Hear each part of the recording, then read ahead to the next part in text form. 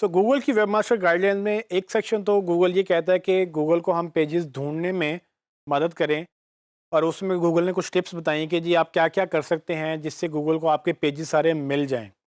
तो पहला काम मिलने का था वो तो हमने कर दिया।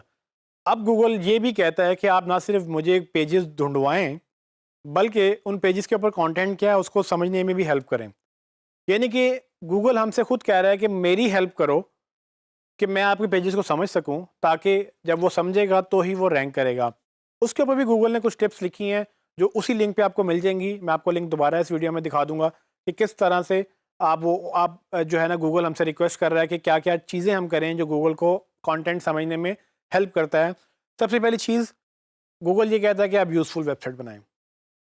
अगेन अब आप इस एक छोटी सी बात समझ लें, पूरा पॉइंट आप पढ़ सकते हैं कि किस तरह से गूगल ये कहता है कि जी मुझे यूज़फुल वेबसाइट चाहिए। मतलब ये कि ऐसी वेबसाइट जो किसी के बेनिफिट में हो। यूज़फुल से मुराद आपकी आवाम के लिए, आपकी ऑडियंस के लिए वो यूज़फुल होनी चाहिए। उसमें कंटेंट क्या होगा, उसका फोकस क्या होगा। अगर वो वेबसाइट यूज़फुल नहीं है यूज़र्स के लिए तो वो गूगल आपको रिगार्ड ही नहीं करेगा।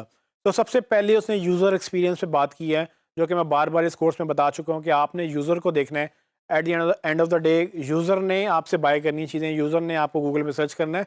गूगल चूँकि यूज़र को देखता है और गूगल आपकी वेबसाइट को भी रैंक इसी बेस पे करेगा कि आप यूज़र को कितना देखते हैं। तो यूज़र फोकस्ड हो जाएँ, आपकी वेबसाइट यूज़फुल होनी चाहिए। यूज़फुलनेस में काफ़ी चीज़ें आती हैं। यूज़फुलनेस एक बहुत बड़ा वर्ड है।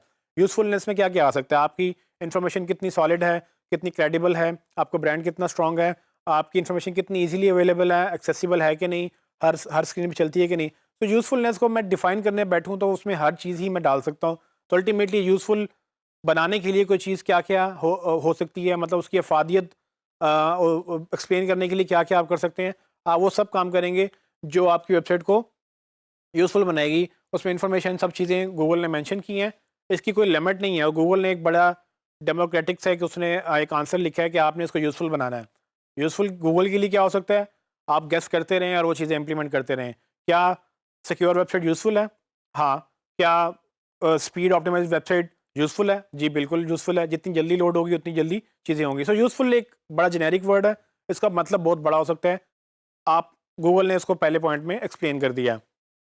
अच्छा, गूगल उसके बाद क्या कहता है कि वर्ड्स यूज़ करें जो लोग गूगल में सर्च करते हैं। सो होगा क्या? अब कीवर्ड रिसर्च क्या है? बेसिकली कीवर्ड रिसर्च यही है कि गूगल खुद आपसे कह रहा है कि वो वर्ड्स ढूँढें जो लोग गूगल में सर्च कर सकते हैं। गूगल ने ये नहीं कहा कि आप टूल यूज़ करें। वो वो हिंट्स दे रहा है कि आपके पेजेस पे वो वर्ड्स होने चाहिए जो लोग सर्च करेंगे। तो जो लोग सर्च करेंगे वो आपके पेज पे होगा ही नहीं, तो गूगल कैसे उसको रैंक करेगा? तो उसको रैंक करने के लिए आपको वो पेजेस पे वो कीवर्ड डालने हैं जो लोग सर्च करते हैं। इन शॉर्ट आपको कीवर्ड रिसर्च करनी है। अच्छी कीवर्ड रिसर्च अच्छी ऐसी होगी। अगर आप कीवर्ड सर्च करके एक प्रॉपर पेज को ऑप्टिमाइज़ करेंगे, गूगल उस पेज को अंडरस्टैंड करेगा और उस कीवर्ड के अगेंस्ट आपके पेज को रैंक करेगा। तो इट्स सिंपल एज़ दैट। फिर वो ये कहता है कि आप टाइटल, एलिमेंट्स और जो है ना एट्रीब्यूट्स आप करें, जो कि ऑन पेज ऑप्टिमाइज़ेशन है। ये भी हमने पढ़ी कि अगर आपने कीवर्ड रिसर्च कर लिया है, तो आप उस कीवर्ड को यूटिलाइज़ भी करेंगे, ताकि वही कीवर्ड जो हमने सर्च किए थे, वो जो पॉसिबल सर्चेज़ थी, जो लोग ढूँढ रहे थे, वो अब हम उसके ऊपर ऑप्टिमाइज़ भी करें गूगल अपने पेजेस के ऊपर, ताकि गूगल उसको मेजर कर सके। गूगल इंसान नहीं है, गूगल एक एल्गोरिदम है, गूगल एक मशीन प्रोग्राम है, जो कि आपको कुछ बेसिस पे जज करता है। तो गूगल ने ये नहीं देखना कि आप कितने बड़े हैं, आपकी कितनी इज़्ज़त है। गूगल ने देखना है कि कितना मैच करती हैं आपकी चीज़ें। तो वो एक बड़ा मैथमेटिकल कैलकुलेशन करता है, yes, no, yes, no, yes, no. Yes का मतलब हाँ, ये यूज़र ने सर्च किया, ये वेबसाइट पे है, येस। ये टाइटल में है, येस। ये डिस्क्रिप्शन में है, नो। तो इस बेस पे आपको पॉइंट मिलेगा कि आपकी क्या चीज़ एग्ज़िस्ट करती है, क्या नहीं करती है। ये गूगल जज करेगा और इसी बेस पे ऑटोमेटिकली कैलकुलेट हो जाएगा कि आपके टाइटल में वो चीज़ें हैं कि नहीं, आप यूज़फुल हैं कि नहीं। अच्छा, एक और पॉइंट जो है वो ये कि हायरार्की। गूगल ये कहता है कि आपकी वेबसाइट की हायरार्की बड़ी क्लियर होनी चाहिए। हायरार्की से क्या मुराद है? अब आप याद करें, मैंने आपको स्ट्रक्चर पे बात की थी कि पूरी वेबसाइट का स्ट्रक्चर एसईओ को सपोर्ट करता है। गूगल को अगर जंप करने में प्रॉब्लम होगी कि एक पेज से दूसरे पेज में प्रॉपर स्ट्रक्चर ठीक नहीं होगा, तो गूगल को भी मसला होगा और यूज़र को भी मसला होगा। तो गूगल ये कहता है कि आप एक क्लियर हायरार्की दें कि भाई आपका होम पेज है, सर्विसेज़ का पेज है, सर्विसेज़ के अंडर आपकी सिंगल सर्विसेज़ आ रही हैं, उसके अंडर भी कुछ सेक्शन आता था, वो डालें। अबाउट का पेज अलग करें, ब्लॉग अलग करें, एक प्रॉपर स्ट्रक्चर आपकी अप्रोच होनी चाहिए, बेहंगम ना हो प्रॉब्लम। इस तरह से वो एक जो है ना वो इस तरह की वेबसाइट ना हो कि मेस लगे। मेस से मुराद कि आपका कोई सर पैर नहीं है, कौन सा पेज कहाँ से लिंक्ड है, कोई बिला वजह कोई पेजेस वो जो हैं वो लिंक हुए हुए हैं। तो मेक श्योर करें कि प्रॉपर स्ट्रक्चर फॉलो करें, और स्ट्रक्चर यूआरएल से डिफाइन होता है, हायरार्की यूआरएल से डिफाइन होती है, स्लैश के बाद आपका नया पेज स्टार्ट होता है। तो आप मेक श्योर करें कि अपनी जो हायरार्की है वो टेक्निकल पर्सपेक्टिव से बेहतर रखें। और इसमें हायरार्की मेंटेन करने का एक पॉइंट मैं ऐड कर दूं कि सीएमएस यानी वर्डप्रेस या दूसरे जो सीएमएसेस हैं, मैजेंटो हो गया ई कॉमर्स के लिए, ये प्रॉपर स्ट्रक्चर मेंटेन कर पाते हैं। तो अगर आप वेबसाइट बनवा रहे हैं तो कोशिश करें वर्डप्रेस में बनवाएं। WordPress 30% of the web runs on WordPress, यानी कि दुनिया में 30% जो वेब है वो वर्डप्रेस के ऊपर चलता है। सो वर्डप्रेस सबसे पॉपुलर सीएमएस है आज के दौर में। डिपेंड करता है आप किस तरह की वेबसाइट बना रहे हैं, तो सीएमएस यूज़ करें, चाहे वो मजेंटो है, अगर ई कॉमर्स है तो मजेंटो लगा लें। वर्डप्रेस से भी ई कॉमर्स चल जाती है। अगर आपका बिजनेस वेबसाइट है तो ई कॉमर्स मतलब ई कॉमर्स की रिक्वायरमेंट नहीं है तो आप वर्डप्रेस तो बिल्कुल चलाएं। वर्डप्रेस से या सीएमएस से ही रिलेटेड एक और सवाल भी है। एक और पॉइंट गूगल ये टिप देता है कि भाई आप कोई भी सीएमएस लगाएं, मेक श्योर ये करें कि उसके पेजेस क्रॉलेबल हो। अक्सर सीएमएस वो अलाउ नहीं करते कि वो पेजेस जो है बाय डिफ़ॉल्ट क्रॉलेबल हों। तो ये बड़ी सिंपल सी चीज़ है कि आपने ये देखना है कि क्या वो सीएमएस गूगल पे गूगल को ब्लॉक तो नहीं कर रहा इंडेक्स करने से। तो अगर गूगल को आपने आपने या आपके सीएमएस ने ब्लॉक कर दिया, गूगल बिल्कुल ही आपका क्रॉल नहीं कर सकेगा। तो ये चीज़ आपने जब सीएमएस डिसाइड करना है तभी देख लेनी है।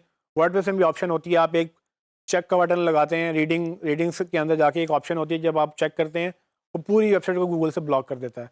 तो मेक श्योर करना है कि आप ये देखें कि आपकी जो वेबसाइट है वो प्रॉपरली क्रॉलेबल है, इवन दो कि वो सीएमएस यूज़ कर रही है।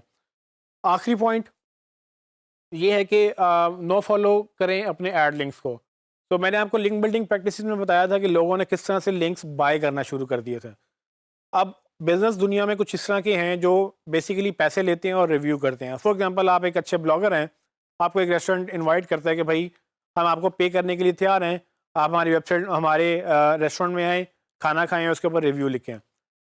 जब आप ये करेंगे तो बेसिकली जब आप उसको लिंक करेंगे तो उनको बेनिफिट होगा आपके लिंक से।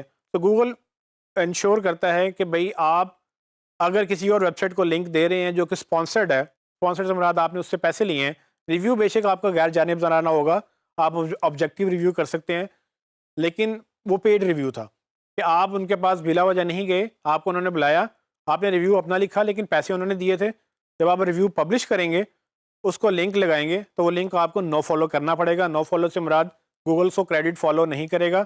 ये मैं आपको बात डिटेल में बता चुका हूँ जब लिंक बिल्डिंग के अंदर हमने डिस्कस किया था कि अगर लिंक नो फॉलो होगा तो उसका क्रेडिट ट्रांसफ़र नहीं होगा। क्रेडिट ट्रांसफ़र नहीं होगा मतलब कि उसकी एसईओ वैल्यू ख़त्म हो जाएगी। तो गूगल ये कहता है कि आप रिव्यूज़ करें। वो आपको मना नहीं करता कि आप अपना बिज़नेस बंद कर दें। कि आप अगर एक रेस्टोरेंट की वेबसाइट्स चला रहे हैं जिसमें आप रेस्टोरेंट्स के रिव्यूज़ करते हैं, तो आप रिव्यू करें, आप पैसे लेके भी करें। गूगल को आपके बिज़नेस मॉडल से मसला नहीं है, लेकिन ये ना हो कि रेस्टोरेंट वालों को पता हो कि भाई अगर मैं उस्मान की वेबसाइट से या आपकी वेबसाइट में मैं रिव्यू लिखवा लूँ तो एक लिंक मिल जाएगा। तो वो लिंक बाइंग की एक शक्ल है कि मैं पैसे दे के लिंक ले रहा हूँ। गूगल मना करता है इस चीज़ से। गूगल कहता है कि अगर आप स्पॉन्सर्ड रिव्यू कर रहे हैं, हत्तुल इम्कान कोशिश करें कि आप उसको नो फॉलो करें ताकि वो एड लिंक जो है वो नो फॉलो हो। वो गूगल लिखता है कि reasonable effort.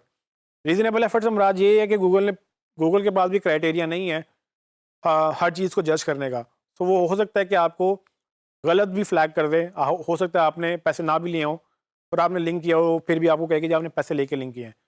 So make sure करें कि आप प्रॉपरली नो फॉलो करें अगर आपने बाकायदा पैसे लिए हैं, और आप मेंशन करें कि ये पेड रिव्यू है। अगेन, इस लिंक को आप फॉलो करके मज़ीद इसकी गाइडलाइंस पढ़ सकते हैं, और ये जो मैंने आपको मेन चीज़ें थी वो मैंने आपको बता दी हैं।